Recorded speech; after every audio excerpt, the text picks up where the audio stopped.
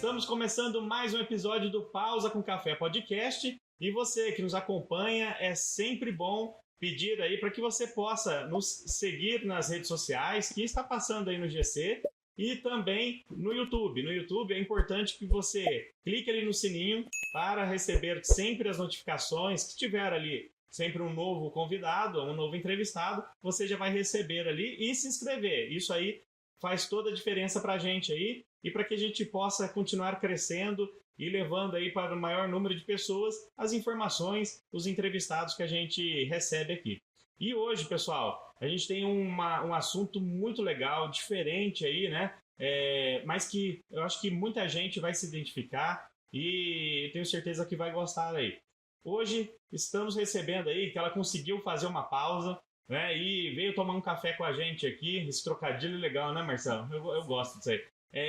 Então, fez essa pausa e veio tomar um café com a gente aqui, a doutora Mariana Rena. Doutora, muito prazer. A gente ficou muito feliz quando a doutora aceitou aí, né, o convite de vir aqui e falar um pouco sobre a reprodução humana, né? Então, muito obrigado aí pela presença e pela visita aí no nosso podcast. Boa noite, Flávia. É sempre um prazer poder divulgar informação de qualidade para as pessoas, né? Então, é um prazer estar aqui também, conhecê-lo. Espero que seja bem agradável e bem informativo. Sim. Vamos lá. Eu não conheço muito sobre a área, mas a gente estudou um pouquinho aqui. Mas eu vou, se tiver alguma coisa que eu vou falar de errado aqui, a doutora pode corrigir, tá? E a gente sempre começa aqui o podcast com um café, servindo um café. A doutora aceita? Aceito.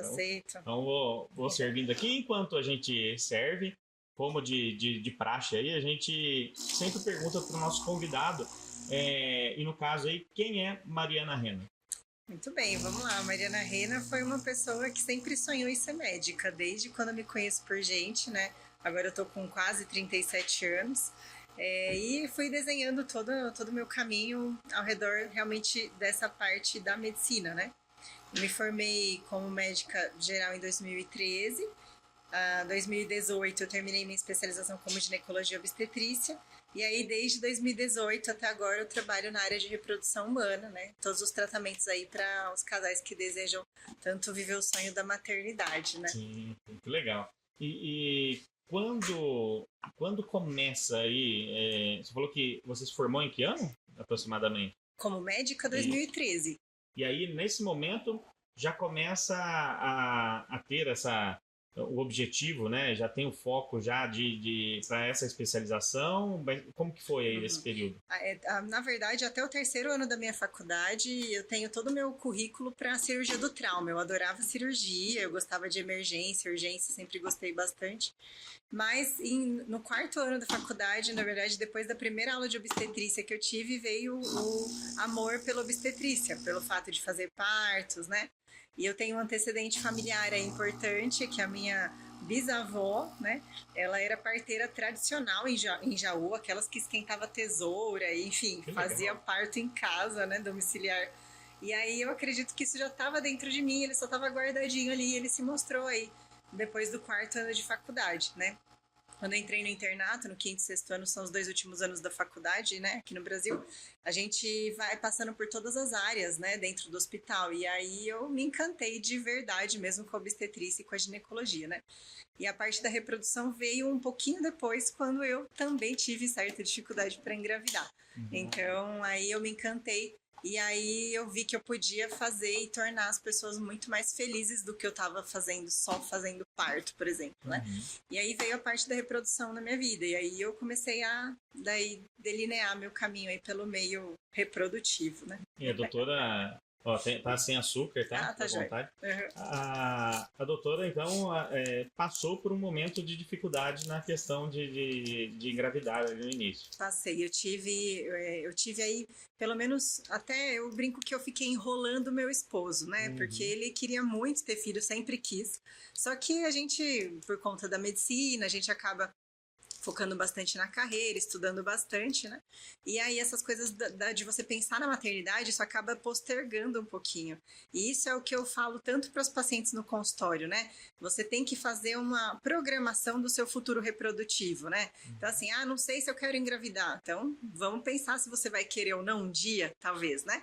Porque aí a gente já consegue atuar com as estratégias mais corretas. Porque no meu caso, na minha situação, eu era jovem, né? Até então, eu tinha menos de 35 anos. E na minha cabeça, eu ia engravidar de primeira. Então, assim que eu tirasse o meu método contraceptivo, eu iria engravidar, né?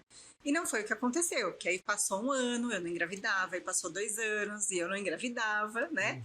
E aí consegui engravidar, né, acho que em 2018 engravidei a primeira vez.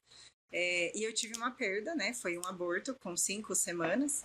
Depois eu engravidei novamente depois de 2 meses e tive outra perda, que era daí uma gestação química, que é quando a gente tem o hormônio positivo no sangue, mas não necessariamente aparece nada dentro do útero, né? Mas é considerado uma gestação e considerado também um aborto. E aí depois desses 2 abortos é que eu fui pensar, é engraçado, né? A gente vai pensar na própria vida, né? Tipo, para onde eu tô indo, que caminho? Aí eu resolvi, né, ser paciente, de fato, e procurar uma profissional que me ajudasse, né? E aí eu descobri a trombofilia, que é uma alteração de coagulação que eu tenho, né? E que para aumentar a minha chance de gravidez, eu deveria entrar com alguma medicação específica, né?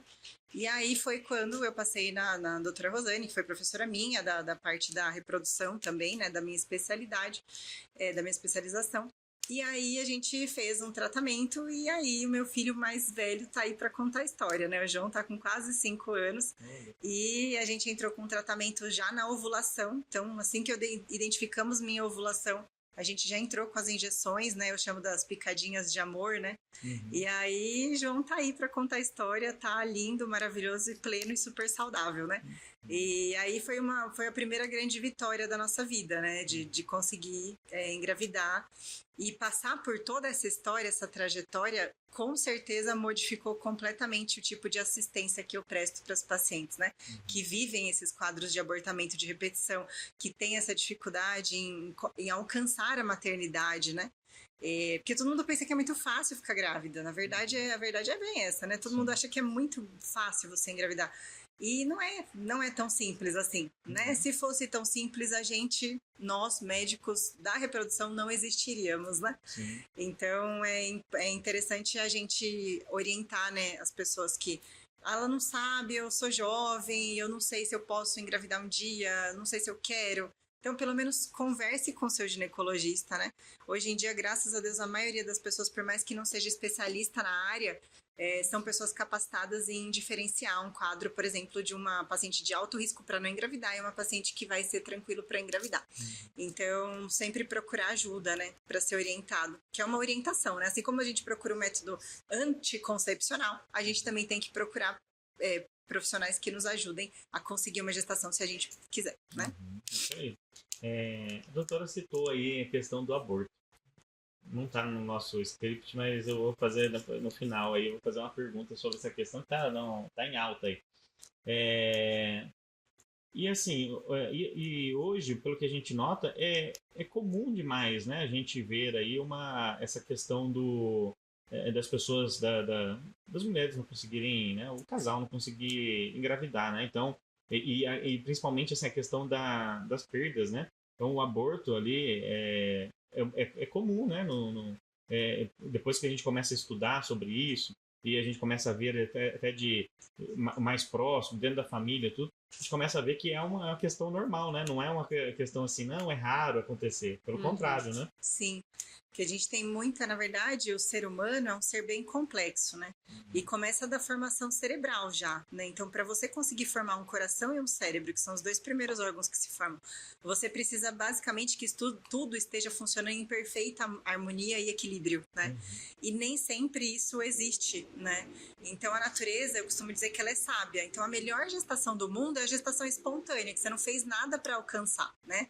Mas a gente identifica, assim, fatores de risco nas pacientes para a gente saber se aquela paciente tem um risco aumentado para fazer o abortamento de repetição, né? E o que a gente pode usar como estratégia medicamentosa, de suplemento também, para diminuir esse risco, né?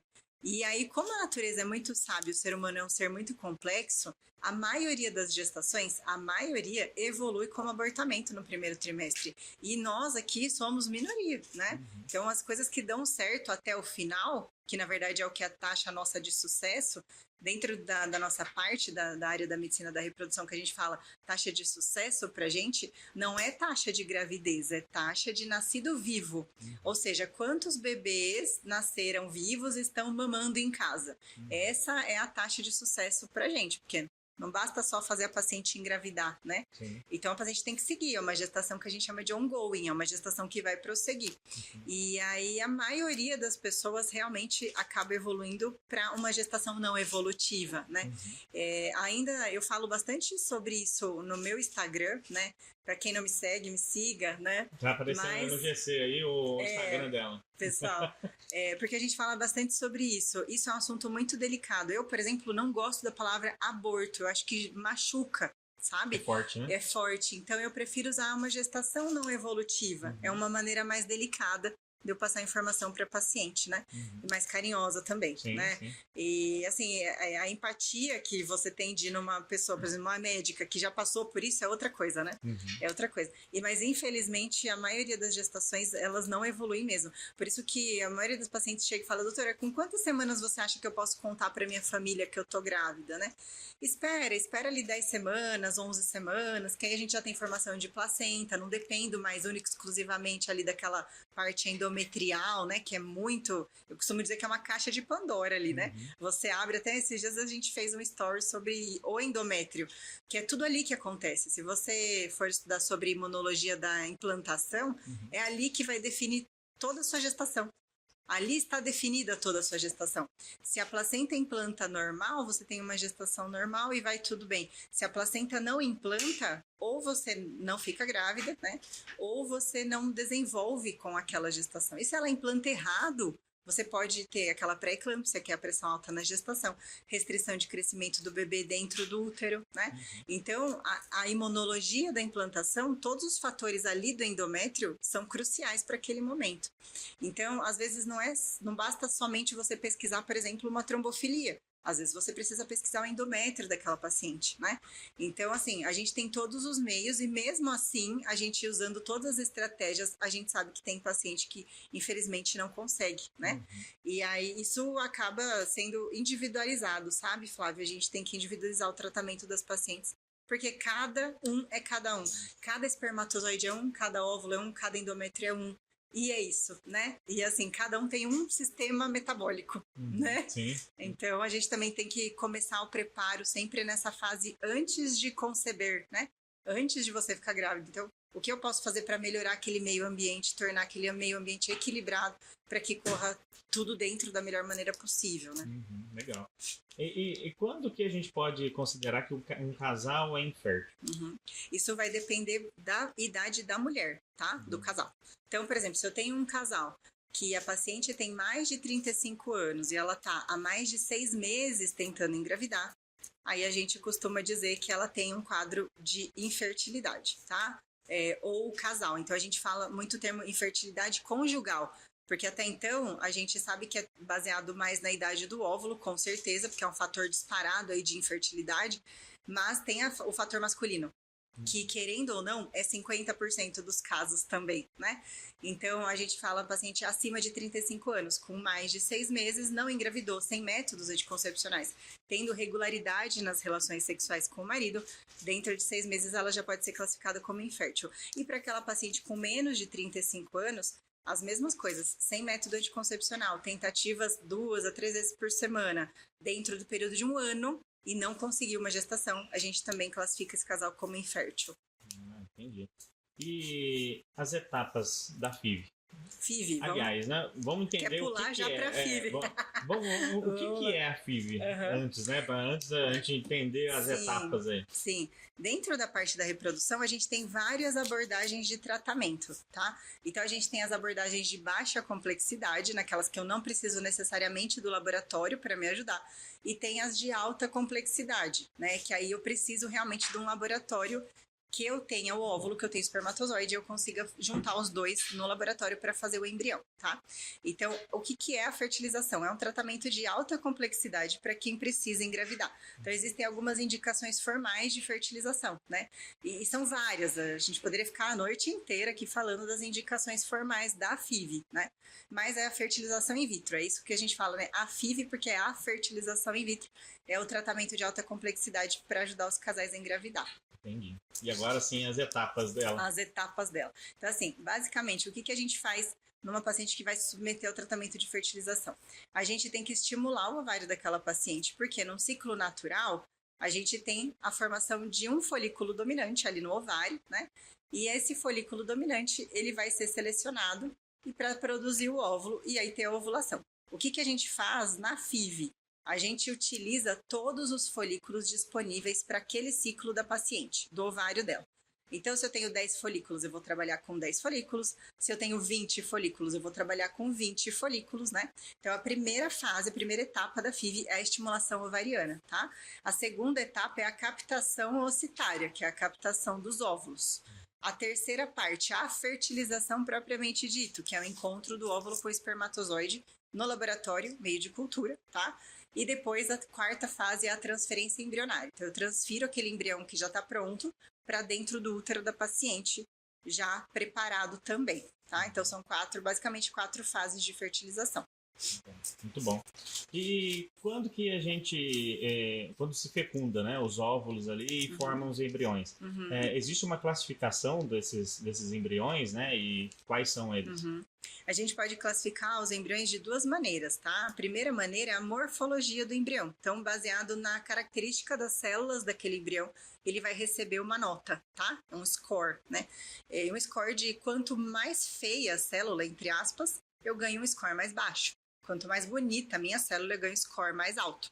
E aí os embriologistas definiram algumas características por letras, por exemplo, mas isso vai variar dependendo do laboratório. Então tem o embrião que ele tem ele é 4AA, por exemplo, é uma classificação embrionária. O outro é o 2BC, né? Então a gente tem algumas classificações embrionárias que são baseadas na morfologia, então no formato daquelas células do embrião, tá? E a outra definição de embrião é se aquele embrião ele é geneticamente normal ou se ele é geneticamente alterado.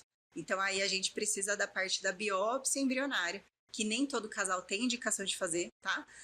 Mas ela é muito bem vista, assim, mediante alguns tratamentos, porque ela realmente aumenta a chance da gente ficar grávida, né? Porque a gente está colocando um embrião, eu falo assim, né? Na minha linguagem, a gente está colocando um embrião top no endométrio top, então aumenta a chance de você engravidar, tá? Então são basicamente essas duas definições que a gente faz, ou a morfologia do embrião, ou a biópsia. Então tem casal que vai somente pela morfologia, né? E aí tem casal que vai pela morfologia e também pela biópsia, tá? E aí a gente tem várias técnicas de análise. Uma das técnicas hoje mais aceitas da análise da morfologia, pelo menos do embrião, é uma tecnologia de inteligência artificial que se chama Embryoscope, que é uma incubadora artificial. Então, o embrião fica crescendo ali em meio de cultura, né?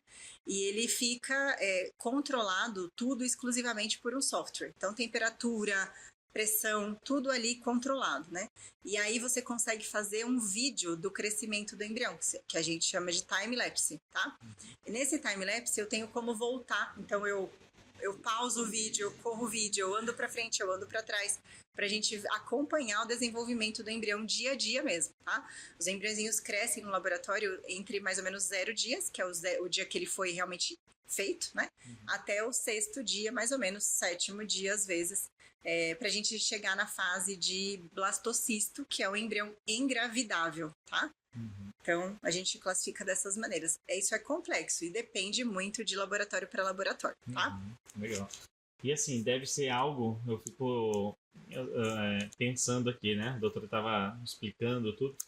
Eu fico pensando que deve ser, assim, bonito de se ver essa... Eu penso que seria uma luta ali do embriãozinho ali para ele conseguir, né? Para ele continuar crescendo ali e tomando ali essa forma que é um dom de Deus a vida, né? Então, Com assim, certeza. deve ser para vocês que acompanham isso a cada dia, E a cada dia ali é uma luta, né? Com certeza. E para o pai e para a mãe, né? Acho que a gente já pode dizer assim, Uhum. é também uma expectativa gigante, né? É. Porque isso aí deve mexer com a doutora e com as pessoas que Sim. trabalham contigo, né? Sim, Porque muito. devem chegar ali vários casos, várias histórias, né? São Isso várias aí histórias. tem, Essa é a né? parte mais legal. E você, eu acho que não tem emoção maior assim do que você transferir um embrião. Você lutou para conseguir aquele óvulo. Muitas pacientes, né? Não é fácil você conseguir um óvulo, porque folículo não é igual óvulo, né? Tomara fosse, não é, né? Então, dependendo da idade da paciente, eu preciso de muito mais folículos para ter um óvulo bom, para ele virar um embrião, né? Então, são fases e a gente vai vivendo tudo aquilo com o casal, né? Então, do meu ponto de vista, eu acho que um momento que, assim, que não tem, é impagável é você transferir o embrião para dentro do útero daquela paciente e você ter a possibilidade de fazer todo o pré-natal dela e fazer o parto. É uma coisa, é uma emoção que eu vivi, né? Assim, a gente vive, né? Muitas vezes, mas assim é impressionante, né? Você se sente muito iluminado, muito grato por poder estar fazendo aquilo, né? Sim. Trazer aquela alegria para aquela família, né?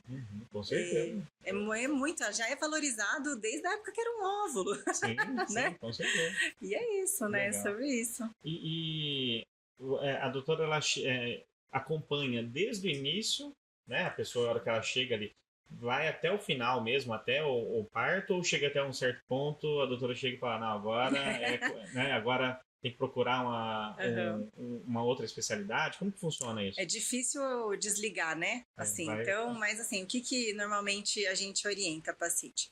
Depois que a gente passou pelo processo de FIV, a gente transferiu o embrião, mas mais ou menos depois de 9 dias da transferência, a gente faz o primeiro teste de gravidez, tá? Depois a gente repete o teste dali 2 dias, mais ou menos. E aí, dependendo do resultado, obviamente, a gente marca o ultrassom ali para dali 3, 4 semanas, tá? Que isso já vai me dar mais ou menos 7 semanas de gravidez. Então, se eu faço esse primeiro ultrassom, eu já vi que tem o embriãozinho, o coraçãozinho batendo, já tá tudo bem. Aí, esse momento, a paciente vai decidir se ela quer manter com você os cuidados ou se você vai dar alta do seu tratamento para ela seguir, né? O que acontece algumas vezes é que a paciente acaba vinculando ao atendimento, e aí elas não têm muita facilidade em ir embora, pelo menos no meu caso é assim que funciona, tá? Mas, sim, tem paciente que opta por seguir o pré-natal pelo convênio, por uma questão financeira. Enfim, como a gente estava conversando um pouquinho antes do podcast, né? Exige um pouquinho da questão financeira, Sim, né? a gente vai entrar nesse detalhe aí já, né? Então, tem muito paciente que acaba vinculando muito e faz tudo o que for preciso para manter comigo. E tem paciente que elas vão, mas assim, é um vão, mas tá sempre mandando mensagem para saber se tá tudo bem, né? Então, não é um vai de tipo alta, né? Ah, vai embora. Não é isso, não. A gente se vincula, né? Não tem como, né? Não tem como, né? Tem essa aproximação mesmo aí. E pelo que eu acompanho, tem pessoas ligadas aí até da parte da minha esposa, alguns familiares que fizeram a FIV e tiveram gêmeos. É normal isso? E até já vi até casos que veio mais que, né, trigêmeos. Para quem não tinha nenhum, né, já chega com um bocado de Então, o que acontece? Quando a gente faz a transferência do embrião, que a gente falou que ele chega lá no 6º dia de vida, ele ainda é muito inicial. Então, o material genético pode se subdividir, né? Então, mesmo você transferindo um embrião, você tem chance daquele embrião se subdividir e virar uma gestação gemelar, tá? Então, a gente descobre isso no primeiro ultrassom, nesse ultrassom de 7 semanas. E pode então, vir até trigêmeos? Pode. É mais raro, mas sim. Mas assim, o que acontece? Tem médico que prefere transferir um embrião. Tem médico que prefere transferir 2 embriões, né? Para ter certeza disso? Mas isso depende de cada paciente, de cada casal, tá? Porque tem paciente que às vezes tem muito embrião. Muito. E aí, vamos 2, porque talvez seja melhor já ter 2, né? Mas o 2 pode virar 3, então a gente tem que orientar que isso pode acontecer, né? A chance, mais ou menos, de você transferir 2 embriões e você engravidar realmente de uma gestação gemelar é em torno de 33%. Né? Então, aumenta, é considerável, 33% Então, em contrapartida, algumas engravidam somente de um, né?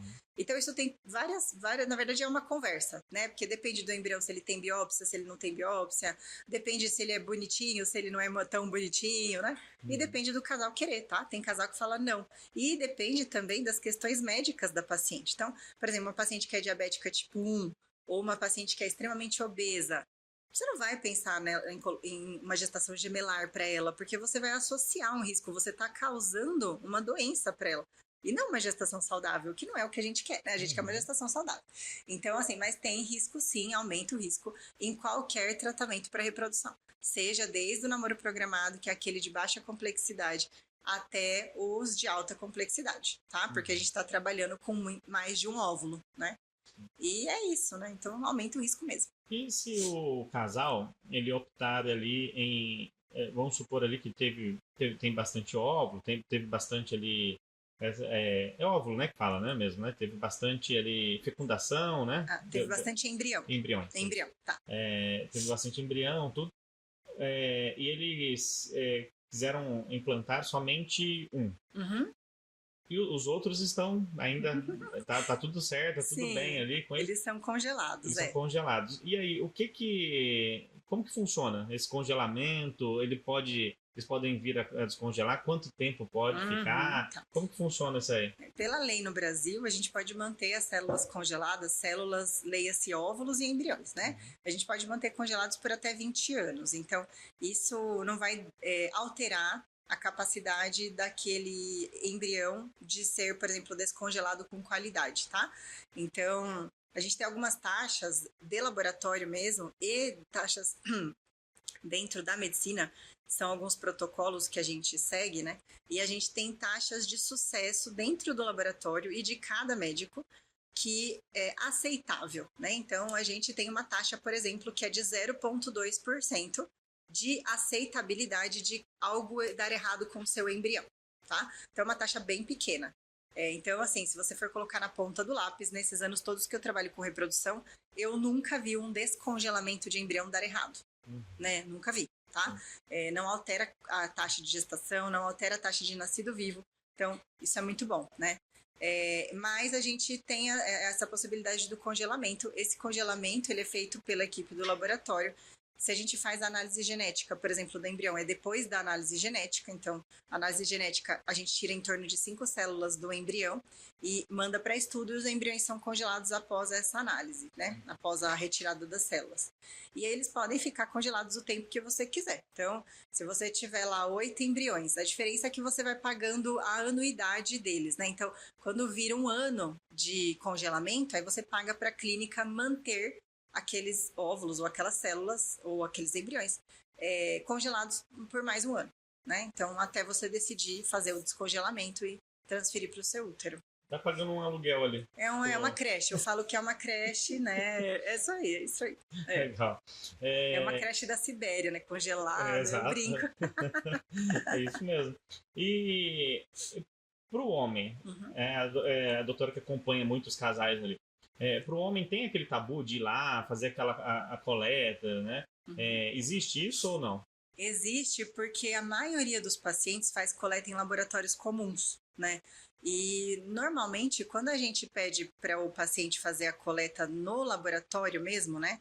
Na clínica de reprodução, é um ambiente muito mais confortável, porque afinal de contas todos que estão lá estão para isso, né? E não tem ninguém que vai bater na sua porta, não tem nenhuma criança chorando, né? Não tem ninguém que vai falar, olha, você tem que ir logo, porque esse banheiro precisa liberar o banheiro, entendeu? Então, assim, tem paciente que tem muita dificuldade em fazer coleta, já por natureza, tá? Eu tenho casais que têm dificuldade de ereção. Então, assim, é difícil você falar para uma pessoa, olha, você vai ter que ir lá e colher do jeito que der. Não é assim, né? Então, isso acaba influenciando também na qualidade da amostra, né? E existe o tabu justamente porque talvez as pessoas não sejam orientadas em relação ao laboratório que ela vai coletar. Então, ela se assusta. Fala, nossa, mas é desse jeito, né? Meu Deus, é tipo, né? Isso, né? Então, assim, é diferente, tá, Flávia? Então, assim, tem laboratório que é um banheiro. Então, assim, você chega, você vai num banheiro, vai resolver a coleta, tá? Agora, na clínica, não. Na clínica você tem todo um suporte, né? Então, você vai ter o vídeo, você vai ter a revista, você vai ter um quarto separado para o paciente, né? Então, tudo isso faz completamente diferença, né? E por isso que tem o tabu, né? Mas é aquela coisa, né? Eu falo para os pacientes, só de vocês chegarem até mim, vocês já são vitoriosos, né? Sim. Porque você aceitar que você tem uma dificuldade, que você precisa de ajuda, não é para todo mundo, né? Então, já parto desse princípio. Segunda fase é orientar o casal das melhores possíveis maneiras de se fazer os exames, porque existe exame de mulher também que é muito dolorido de fazer, né? Que a gente precisa fazer. Então, a gente sabe que tem laboratório que faz que é mais delicado, que o profissional que está atuando lá é mais tranquilo, né? E tem tabus para as partes femininas e tabus para as partes masculinas, né? Mas principalmente aquele homem, às vezes, que tem dificuldade de ereção ou de ejaculação, enfim, já tem essa intrínseco a ele essa dificuldade, porque o homem ele relaciona muito essas questões sexuais à questão de masculinidade, né? E isso é complexo. Dentro da nossa área, isso é bem complexo. E a gente está falando de fazer uma coleta e fazer um ato, enfim, para engravidar, né? Não é um ato por prazer, né? Sim. Então é difícil a gente lidar com essa questão para dentro do casal também, né? Então a gente vai namorar para engravidar e não a gente vai namorar porque é um momento nosso, né? Sim. Então é difícil, né? São questões delicadas aí que depende do casal. Pega, né? E existe aí a óvulo doação, é isso? Existe a óvulo doação. E para que você destina aí? A gente está falando bastante de casais, né? É importante dizer que existem casais de diversos tipos, né, Flávio? Então, tem casais de homens, casais de mulheres, né? Então, a gente tem essa diversidade hoje em dia. A gente tem essa pluralidade de famílias, né? Então, a gente também tem que lidar com algumas questões. Então, por exemplo, para um casal que é homoafetivo masculino, eles precisam de ovo doação. Porque, afinal de contas, como que eles vão ter um óvulo? Não vai ter um óvulo, vai ter que ter um óvulo de alguém. E precisa ter um útero de alguém. Né? São questões diferentes. E para as pacientes, por exemplo, que entraram na menopausa precoce, né? Então, menopausa é o estado de falência do ovário. O ovário não responde mais a nenhum tipo de estímulo, né? Então, isso pode acontecer para as pacientes mais velhas, mas também existe falência ovariana prematura para aquelas pacientes de 30 anos, por exemplo. Então, você pensa, uma paciente de 30 anos, ela nunca pensou que ela talvez quisesse ser mãe, porque ela foi lá trabalhar na empresa, fazer a vida dela, enfim, depois ela pensou, não, agora eu quero engravidar. E aí, de repente, ela se vê diante de uma situação de falência do ovário, e no qual você pode fazer o que você quiser, ela não vai ter óvulo próprio. Então, aí é uma indicação também de óvulo doação, tá? E a gente tem os bancos de doadoras aqui no Brasil, isso não é financeiramente custeável, né? É importante dizer isso. Então, a ovodoação, ela é algo que a paciente tem o desejo de fazer e ela não recebe nada financeiro em relação à troca, né, financeira. É mesmo um ato de doação, tá? E existe como você comprar os óvulos de bancos externos e aí você, normalmente os bancos europeus, mas é bem caro, bem caro. Então, não é todo casal que tem condição de fazer. O que a gente faz no Brasil é que muitas clínicas têm alguns programas de ovodoação ou recepção em cronograma. Então, a paciente, ela tá precisando fazer a FIV, a paciente é nova, tem um monte de óvulo, um monte de folículo, ela precisa fazer a FIV, mas ela não tem dinheiro. Então, ela vai entrar para a fila de doação, ela vai doar metade dos óvulos dela e a outra metade ela vai utilizar para ela. E quem vai pagar o tratamento dela é a receptora dos óvulos dela. Tá? Então, existem vários tipos de abordagem, lógico, essa é uma delas, tá? Mas é só para mostrar para você como a gente consegue trabalhar dentro da medicina reprodutiva para trazer o sonho o mais perto possível aí para a família, seja essa família o desenho que tiver, né? E tem uma questão de uma barreira quando se diz ali que a pessoa ela vai receber o óvulo de uma... não é dela, né? Muitas vezes... Barreira da paciente, você quer saber? Isso. Existe, tem bastante paciente que tem bastante restrição e esse é um assunto muito delicado, tá? Você tem que tratar e abordar isso com a paciente. Então, assim, a gente tem que ir com muita cautela, né? Muitas vezes tem paciente que não aceita. Então a gente indica a ovulação para ela como melhor método para ter uma gestação mais rápida, né? E ela não aceita, e ela quer tratar mesmo assim. Então ela se submete a todo o tratamento e ela vê que realmente não há o que fazer. Aí ela, depois de passar por, né, não respondi, não tenho óvulo, aí ela aceita a ovulação. Mas é todo um processo, sabe, Flávia? Então, assim, é difícil. Não é fácil, não é fácil. Eu, como mulher, eu imagino como é, né? Sim. Como deve ser. Então, assim, é muito difícil. O sonho, e é uma barreira ao sonho, entende? Então, assim, a gente se coloca à disposição, a gente dá a mão para a paciente, vamos junto. Eu sei que é difícil, mas vamos tentar pensar que é uma chance de você ser mãe. Assim como adotar. A minha psicóloga dizia isso para mim, existem várias formas de você ser mãe, de você maternar. A FIV é uma delas, né? Não deu certo a FIV, existe a adoção, existe cessão de útero, né? Então, existem várias formas de você ser mãe. Sim. E não necessariamente de óvulos próprios, entende? Porque, afinal de contas, o que isso vai mudar, assim, no finalmente? Quando você vê seu filho correndo, será que você vai pensar? Não sei, isso é uma questão realmente pra gente pensar no pausa com café, entendeu? Filosóficas, né? Pausa filosófica com café. A gente precisa chamar depois uma pessoa que talvez, né, que queira falar com a gente. Exatamente, que tenha sentido. vivido, porque assim, é um filho. É um filho, assim como um filho adotado. Você tá pensando de onde veio aquele filho adotado? Eu acho que não. Eu acho que você pensa, eu sou mãe, eu sou feliz e ele me faz feliz e tá tudo bem, né? Então é uma questão de ponto de vista, né? E muitas vezes a mulher ela não quer abrir mão de ter ali no forninho, né? Gestar, né? Exatamente. De ter ali passar aquele período, né? Passar de o período. gestação. Exatamente. E aí, assim, a pessoa ela pode até, voltando numa questão, ela pode escolher o óvulo, tudo conforme, do jeito que ela imaginou ali. Eu quero uma... A doadora, né? Isso. Sim. Aqui no Brasil, a gente não pode ver foto da doadora adulta. A gente só pode ver foto da doadora criança. Até 2 anos de idade. Nossa. E aí você escolhe pelas características mesmo, né?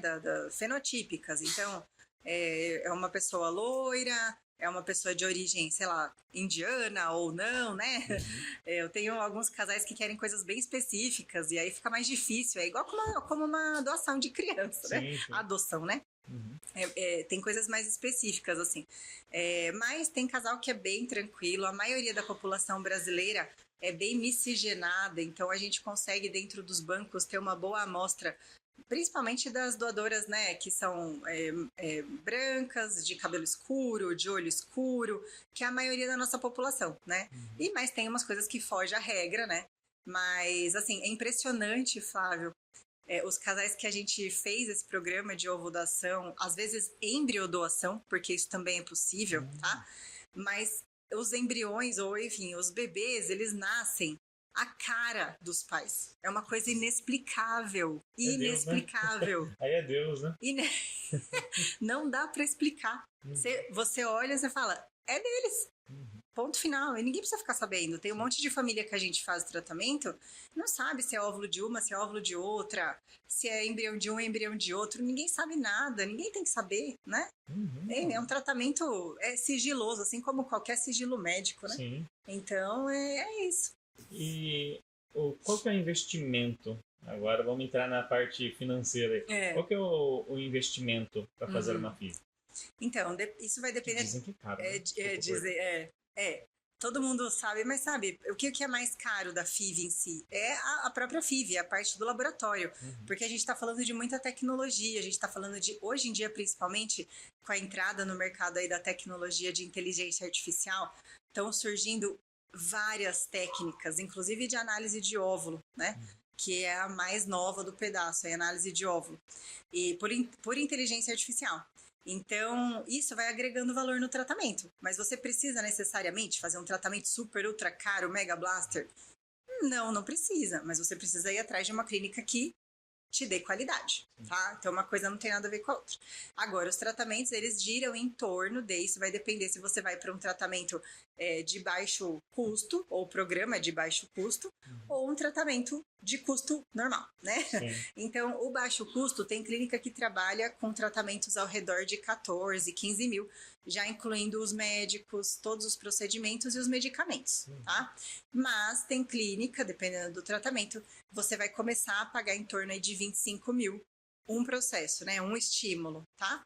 Até a fase de transferência, tá? Que são aquelas 4 etapas, vai pagar em torno de 25 a 30 mil. E assim, eu quero fazer análise do embrião, tá? Então daí tem mais um valorzinho, né? Eu vou manter eles congelados. Então tem tudo isso, né? Vai ficando mais caro conforme a gente vai agregando aí tecnologias ao tratamento, né? Sim. Mas é em torno disso aí que você vai gastar para um ciclo. Então a média aí de 14 a 25 mil. Eu sei que a variação é grande, mas aqui depende do tem várias clínicas que oferecem primeiro tratamento de graça, tá? Sem custo para o paciente. Então, a paciente até 35 anos, que tem um fator de infertilidade porque ela tem as trompas obstruídas, mas tudo o resto é normal, tem clínica que abre para ela fazer o tratamento de graça, né? Você entra num programa e você é selecionado, tá? E tem clínica que não tem programa de baixo custo, que aí é só o custo normal, e aí você vai ter que desencadear um dinheirinho seu mesmo, né? Desembolsar, né? Mas tem alguma coisa assim bem forte do governo nesse sentido? Ou... Nada. Nada, não tem, tá? Mesmo lá em Jundiaí, onde eu trabalho, né, a gente já tentou várias vezes dar início ao ambulatório de infertilidade pelo SUS, né? Porque todo mundo tem dificuldade para engravidar, não é só quem tem convênio ou quem é rico ou quem é... Não tem. Todo mundo tem, né? Então, do meu ponto de vista, eu acho que quanto mais acessibilidade você tornar o tratamento, seria melhor. O problema é o custo das medicações. As medicações que a gente usa, muito provavelmente o SUS não vai conseguir investir, né, para repassar isso como verba, enfim, não sei, né? Mas assim, a gente não tem um grande estímulo, não. É diferente dos pacientes em outros países, tá? Então, eu tenho uma gama aí de pacientes que moram fora e que vêm para cá para fazer FIV. Por exemplo, Portugal, Suíça, Dinamarca, França, Espanha, tá? Então, por exemplo, eu sei te falar assim, já de prontidão, que lá na Suíça, eles custeiam todo o seu tratamento de reprodução, seja ele namoro programado, inseminação ou FIV, porque eles têm uma taxa de natalidade muito baixa. Então, eles estimulam a população a engravidar, né? Então, eles pagam todo o tratamento. Ela pode fazer o tratamento lá e ela pode fazer o tratamento aqui comigo. É que eu faço o relatório, a gente emite relatório, mas ela pode fazer o tratamento todo aqui no Brasil. Ela vai pagar, mas ela vai ser reembolsada 100% do tratamento. Eu tô com uma paciente que vai vir agora em julho, ela vai fazer a FIV comigo, e a gente fez, né, a teleconsulta, enfim, dá 5 ou 6 horas de diferença, né, da consulta. Então, às vezes ela manda mensagem 6 da manhã, que é meio-dia para mim, né? Mas eles vão vir para cá para fazer, porque a família dela é brasileira, a família dele é de lá, né? Mas ela acabou se sentindo mais confortável em fazer o tratamento aqui. Então, o governo lá dela, ela trabalha na ONU, o governo vai custear todo o tratamento dela. E aí eu posso colocar lá 40 mil no relatório, eles vão pagar. Ela falou que não tem nenhum tipo de ressalva em relação a valores, porque a importância para eles é que ela engravide. Bem parecido, né? Então, assim, exato. Então, é essa a diferença, entende? Assim, é complicado, né? A gente tem essa barreira de investimento, né? Saúde, etc, né? Sim. Eu fiquei com uma dúvida, mais uma aqui, né? Quando a gente falou de congelar, né? Fez o congelamento, tudo ali. Você tem quanto tempo mesmo que pode ficar congelado? Até por 20 anos. 20 anos. Mas chegou no meio do caminho e você falou, não quero mais, a gente não tem intenção de ter outro filho, tudo. Você pode fazer a doação, é isso, né? Isso. Ou você pode fazer um descarte, tem isso também? Dá. Você pode descartar, ou você descartar mesmo, né? Ou você doa para pesquisa ou para pessoas. Entendi. Tá? Então você pode doar para pesquisa de instituições ou para pessoas, né? Então, normalmente a gente orienta aquela paciente que tem muito óvulo, por exemplo, congela óvulo. É melhor você descartar óvulo do que descartar embrião, por uma questão ética, Sim. tá? Porque você está falando de vidas já. Vidas, E aí como que você vai descartar? Aí a gente para na outra barreira, que é aonde começa a nossa vida, né? Sim. A gente não vai ter essa resposta nunca, porque depende de cada pessoa. Não é verdade? Você sabe onde começa a vida para você, eu sei onde começa a vida para mim, né? Então, cada um sabe aonde o cadarço aperta mais, né? Com certeza.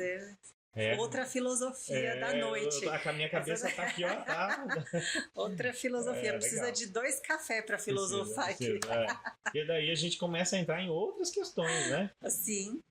Do que das nossas crenças. Exatamente. Né? Que aí você pode estar tirando uma vida. Exato. E aí Exato. É forte, é um negócio que realmente acaba sendo difícil.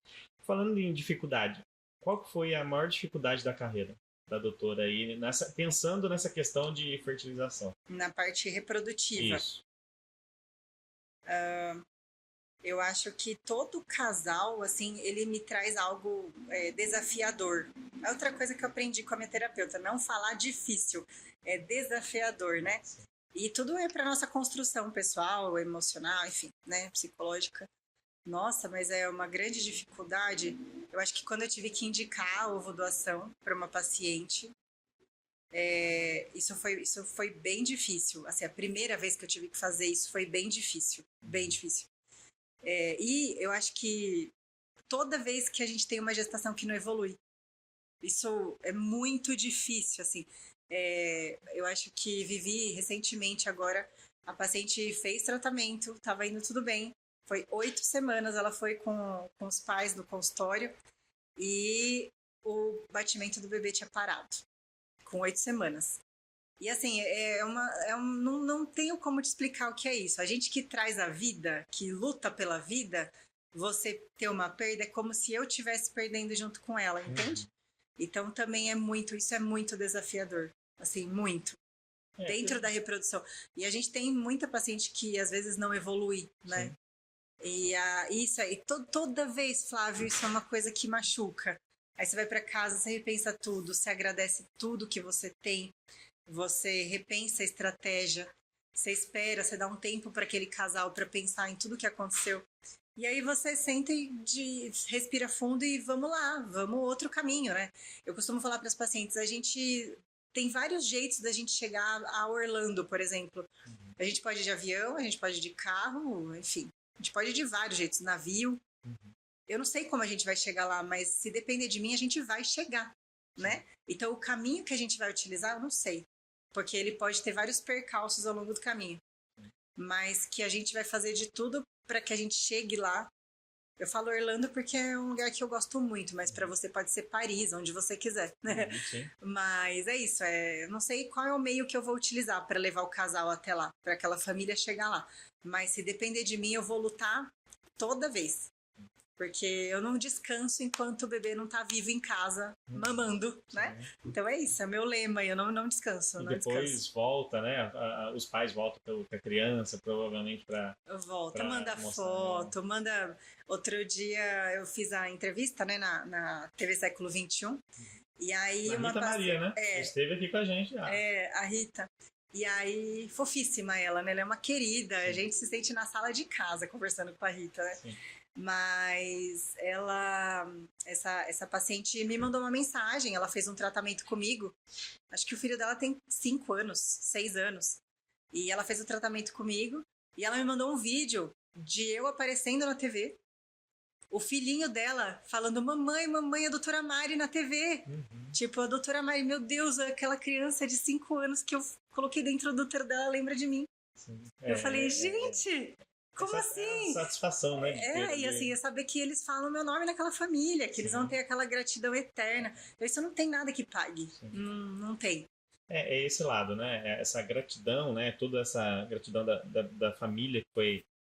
que teve todo esse apoio, ajuda, tudo. Mas, do outro lado, igual a doutora comentou, muitas vezes também até foge da questão da medicina, tudo, porque...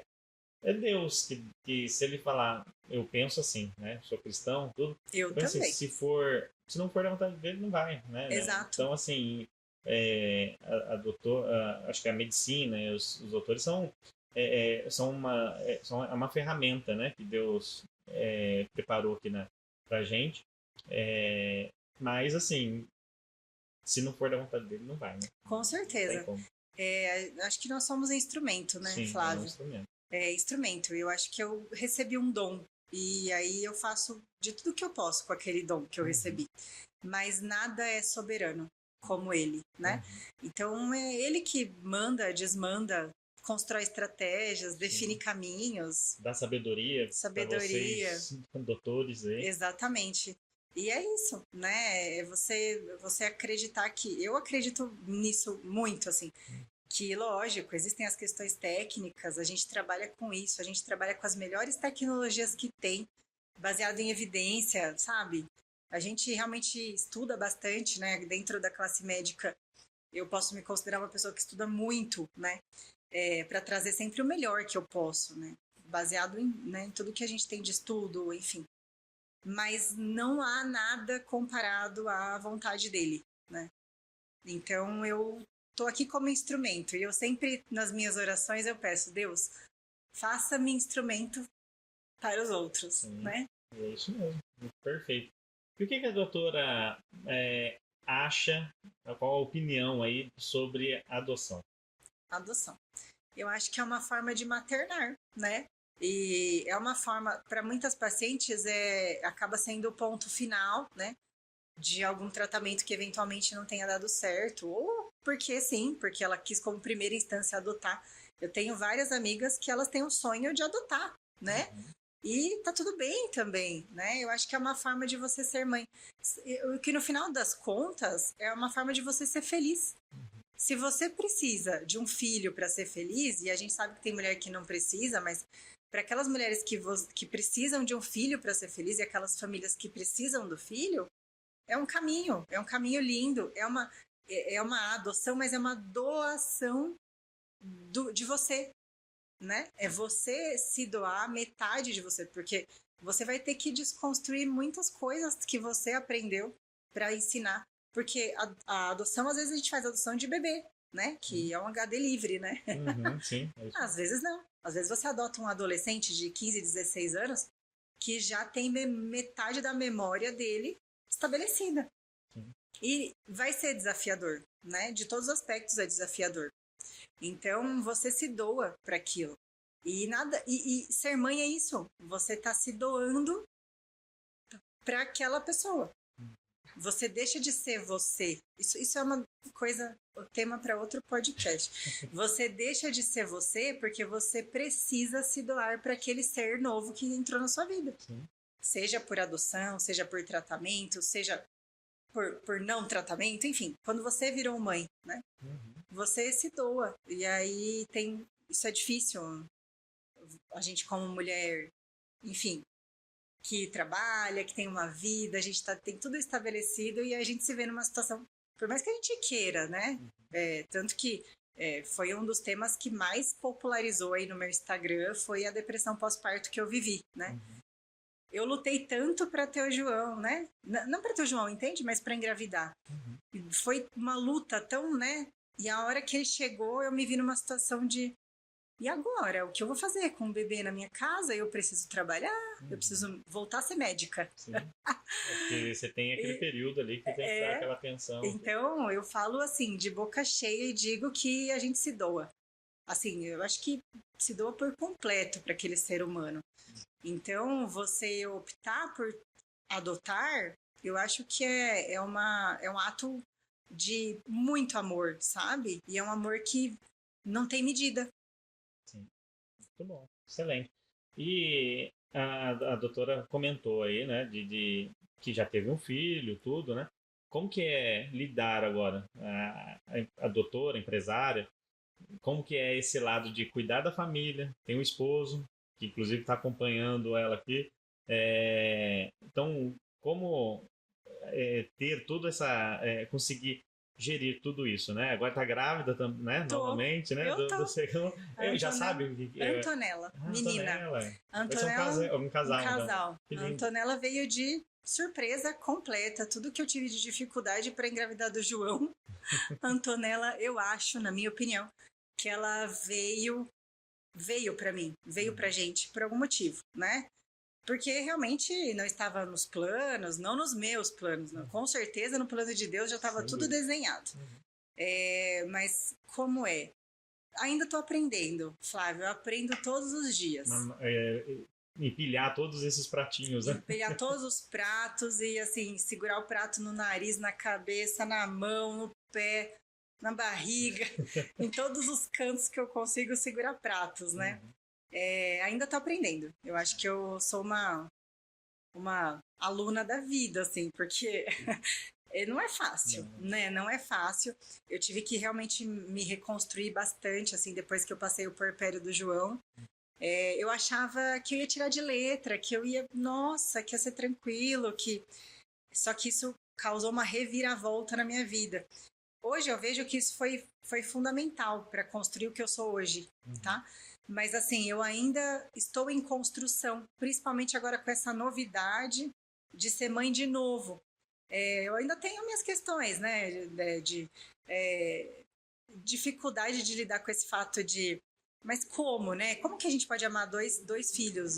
Porque até então você não consegue saber como é isso, né? Então você ama... Como eu te falei, eu me doei 100% pro João, né? E agora, né? Não sei. Então, na verdade, eu tô nesse momento de não saber. Eu acredito que Deus tem planos, né? E que Ele vai me guiar da melhor maneira possível. Mas eu tô me construindo ainda.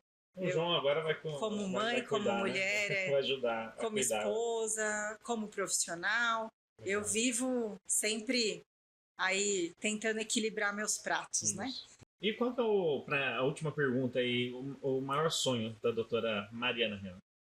Da doutora ou da Mariana? Da doutora e da Mariana depois. Ah, tá. Entendi. Olha, da doutora, Flávio, eu quero trazer... Eu tenho um sonho, né, de trazer essa reprodução de uma forma mais acessível para as pessoas. Porque eu tenho casais que vendem uma casa para pagar um tratamento, porque é o sonho da vida deles. Então, eu tenho esse sonho de tornar essa reprodução mais acessível para elas, né? E é muito gostoso e gratificante você atender, né, essas pessoas que fariam tudo, né? É muito bom. Então, um sonho da doutora Mari é isso. Já pensou em ser candidata a alguma coisa? Não. O esposo acho que até regalou os olhos ali. Né? Não. Então, Não tem esse sonho, não.